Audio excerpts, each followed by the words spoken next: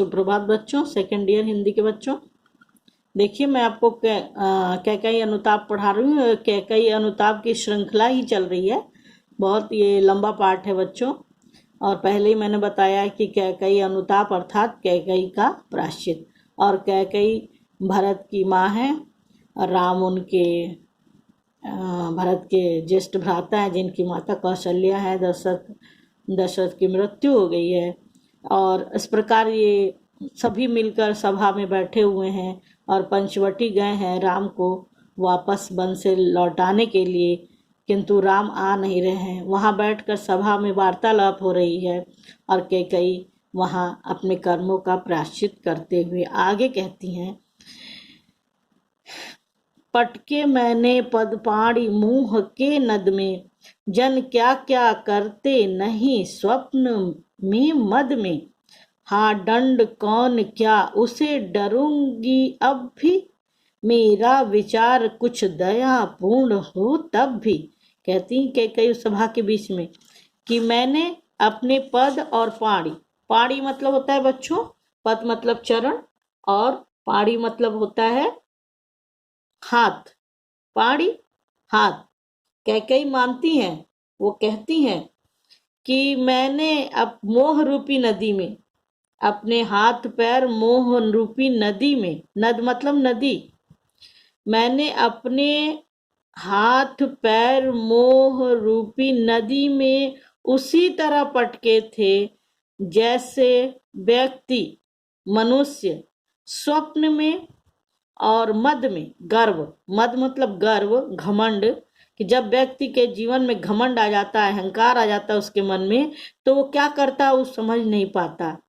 सामने वाले को कितना दुख पहुंचेगा, ठेस पहुंचेगा, ये वो समझना ही नहीं चाहता। उसी तरह स्वप्न में जहां पर आपका वश नहीं होता, आपको समझ में नहीं आता, आपका अपने ऊपर नियंत्रण नहीं होता, उसी तरह कई उदाहरण देकर कहती है कि मैंने भी अपने पैर और हाथ मोह रूपी, भरत के प्रेम रूप, भरत का जो प्रेम है वो मोह है, भरत के प्रेम के मोह रूपी नदी में अपने मैंने हाथ और पैर उसी तरह पटके थे जैसे संसार में मनुष्य गर्व और घमंड में आकर और स्वप्न में क्या क्या करते हैं उसे पता नहीं चलता है।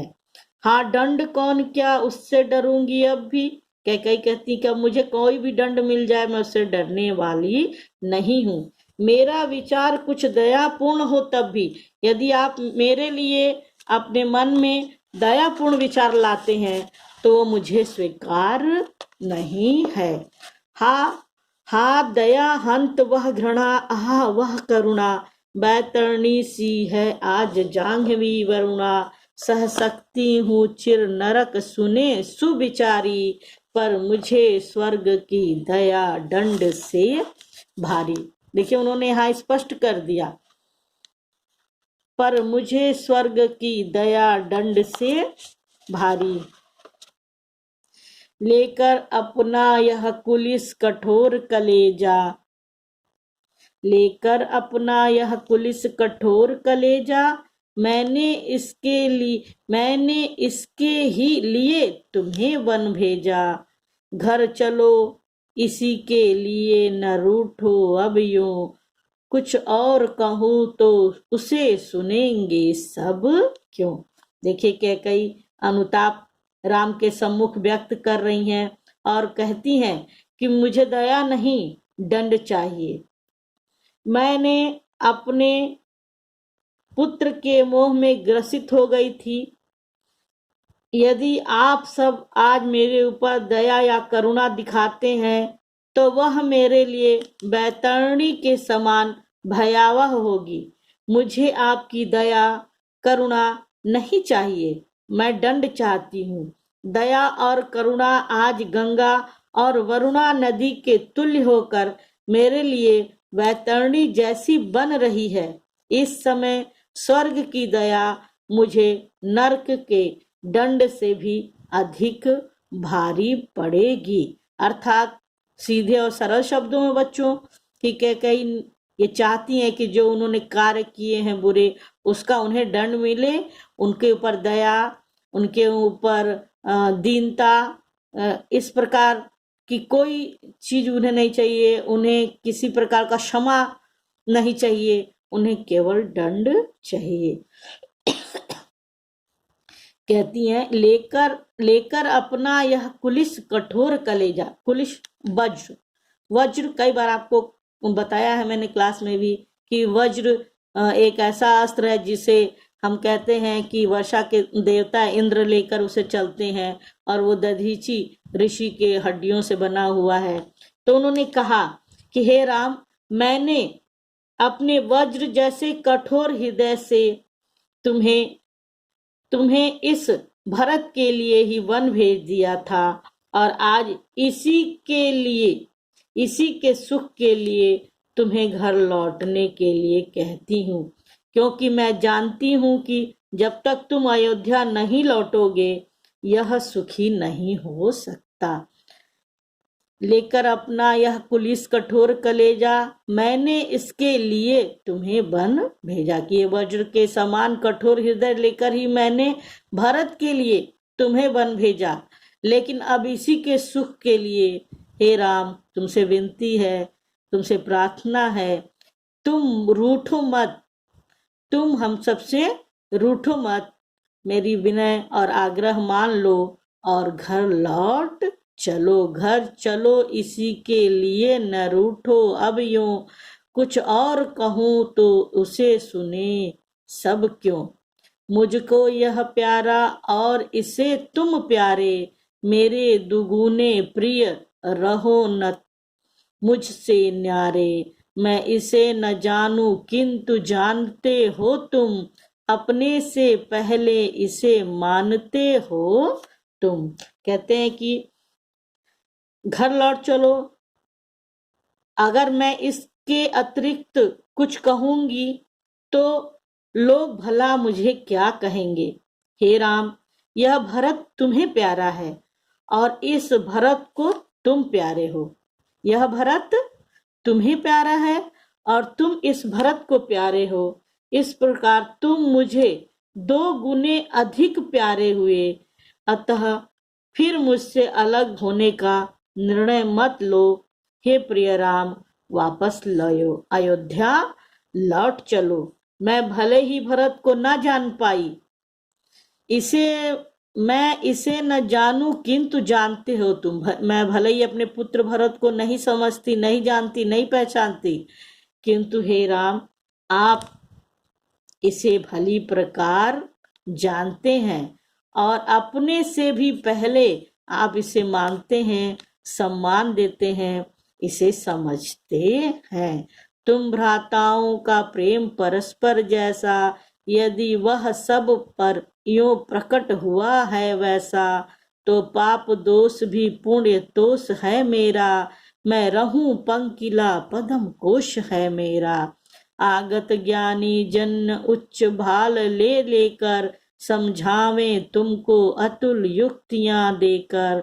मेरे तो एक अधीर हृदय है बेटा, उसने फिर तुमको आज भुजा भर बेटा।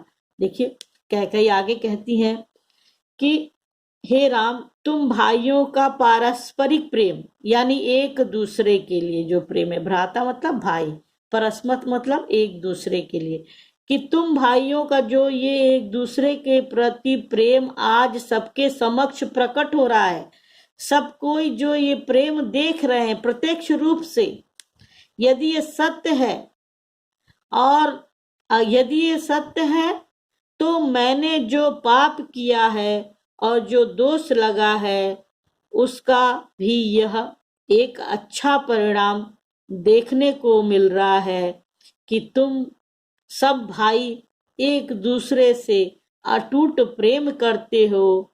मुझे तो बस यही संतोष है कि यही मेरा पुण्य है। सरल शब्दों में, जिस प्रकार आप सब भाइयों भरत, राम, लक्ष्मण, भरत, शत्रुघ्न, आप चारों भाइयों का प्रेम जिस तरह आज सभा में प्रकट हो रहा है, तो यही सत्य है। तो आज मेरा ये पाप, मेरा ये दोष भी मुझे संतुष्ट करता है कि ये मेरे लिए पुण्य का कार्य है। अर्थात यदि ऐसा नहीं होता तो आज ये आपका अटूट प्रेम आपस में जो भाइयों का है, इसे मैं भी नहीं समझ पाती, मैं भी नहीं देख पाती। कैकेयी आगे कहती हैं, मैं भले ही, देखिए, मैं रहूं पंकिला, पंकिला मतलब होता है कीचड़, पंकिला कीचड़, और पद्म कोश होता है कमल, कमल को बोलते हैं कीचड़। कमल कहाँ खिलता है? अधिकतर कीचड़ में ही खिलता है।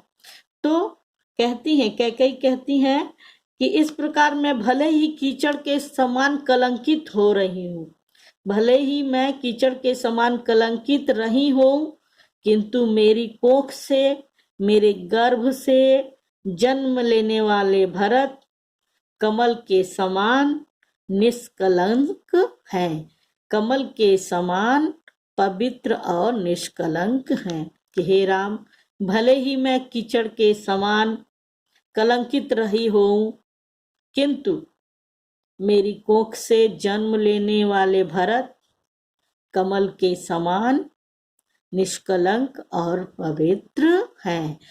तो पाप दोष भी पुण्य तोष है मेरा, मैं रहूं पंकिला पदम कोश है मेरा। इस प्रकार आगे वो कहती हैं, मुझे इस बात का गर्व है कि मैंने भरत जैसे पुत्र को जन्म दिया।